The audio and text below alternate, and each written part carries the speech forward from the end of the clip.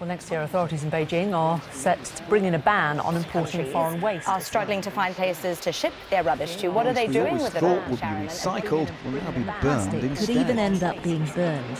The environment. Every year, the UK incinerates millions of tons of waste, including huge amounts of single-use packaging from households and businesses. An investigation by Unearthed has found that the incinerators burning this waste are 3 times more likely to be built in the most deprived neighborhoods in the country than the least.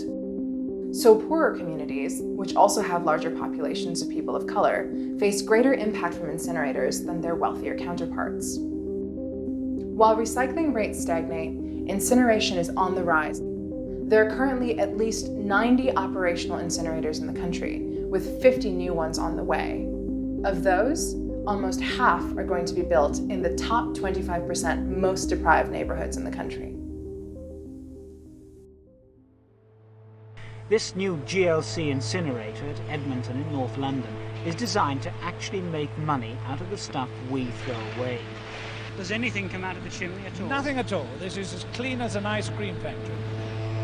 The Edmonton incinerator in North London is located in one of the most deprived neighborhoods in England, where air pollution levels are already above recommended limits. When you walk around the neighbourhood around this incinerator, it's really dirty. You know, it's not well looked after. There's rubbish blowing around all over the place. There's waste handling areas, there's depots, you can drive up and see the open doors of where the waste trucks go in. Georgia Elliott-Smith joined the campaign to stop the planned rebuilding and expansion of the incinerator out of concern for her son, one of over 1 million children in the UK with asthma. Any child suffering with asthma is one too many, but particularly I think in urban areas, built up areas, there is this progressive creep of one pollutant after another, which are creating a really significant burden. The company rebuilding the Edmonton incinerator says it will use the latest technology to keep the plant's emissions well below legal limits. But pollution-related health risks remain a key concern for anti-incineration campaigns all over the UK. We will continue to hold them to account. Yay! It's important to note that incinerators, on their own, don't pose the same kind of air pollution risks as road traffic or coal plants. The UK government and the WHO have stated that there are no safe levels of particulate matter, but incinerators only release particulate matter and other pollutants in very small amounts, controlled by strict EU regulations. In 2019, Professor Anna Hansel led an Imperial College study which found particulate emissions from incinerators to be negligible.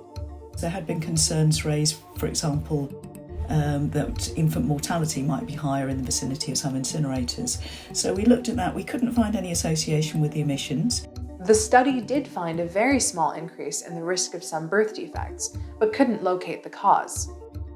In the same year, a study examining the impacts of an incinerator in Italy found an increased risk of respiratory and heart diseases, though this could also be tied to factors like occupation and lifestyle. One of the problems that you have is that you can't clearly attribute the exposure source, and if you are living in one of those areas, as I said, if you're in a more deprived area, it becomes even harder because you might have an accumulation of industries around, and your job might also be different in terms of the exposure.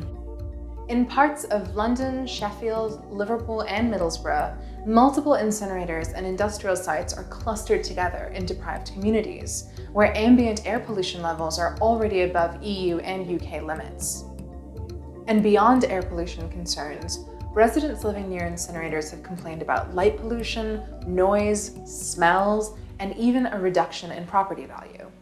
People of color are overrepresented in low-income areas, so growing numbers of incinerators in those areas are adding, in small doses, to a disproportionate industrial burden placed on those communities. There is literally areas where the lives and livelihoods of people are sacrificed.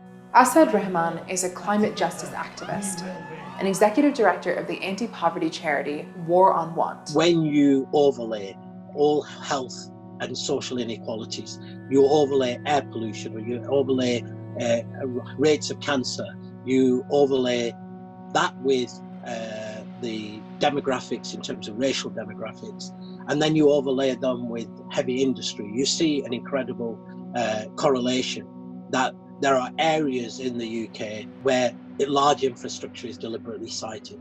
And this is both in terms of around race and of course around class, because it's ultimately both a racial issue and an issue of class. Increasing rates of incineration are part of a global waste crisis, in which waste is being produced at rates that cannot be managed sustainably. The UK now incinerates almost as much as it recycles, and recycling rates are actually lower in local authorities with incinerator contracts. Local authorities that incinerate more recycle less. Former MP John Grogan advocated for a moratorium on incineration during his time in office. Many of these incinerators are in less affluent areas, and I think part of the reason is that the companies involved think they're going to have an easier time of it planning if they go into an area where people are worrying as much about how they're going to feed their kids at night as they are about community-wide issues and so on. Our residents are against the incinerator, and the government has just been elected on a platform promising to listen to people and put decision-making power in local hands. In Edmonton, community campaigners, local MPs, and medical professionals are continuing to push back against the new incinerator, which would be able to burn an additional 200,000 tons of waste per year in their neighbourhood. A couple of weeks ago, an incinerator was rejected in Cambridgeshire because it wasn't in keeping with the local neighbourhood, because they've got lots of ancient buildings in that area and they decided that it wasn't in keeping. But yet, turn the page, and in Edmonton, where, you know, there's a lack of historic buildings and leafy neighbourhoods, apparently this is in keeping with these people's neighbourhoods, you know, with where we live, with all of these primary schools and leisure areas, you know, green spots. What message does it send to people to say, we don't want an incinerator in leafy Cambridgeshire, but we're happy to put it in your backyard? Here's what the North London Waste Authority, the company in charge of the new Edmonton incinerator, told us in response to our story.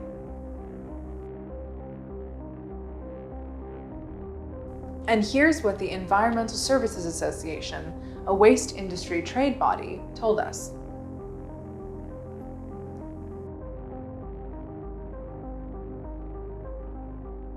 For more videos like this, subscribe to our channel and head to our website to read our latest investigations.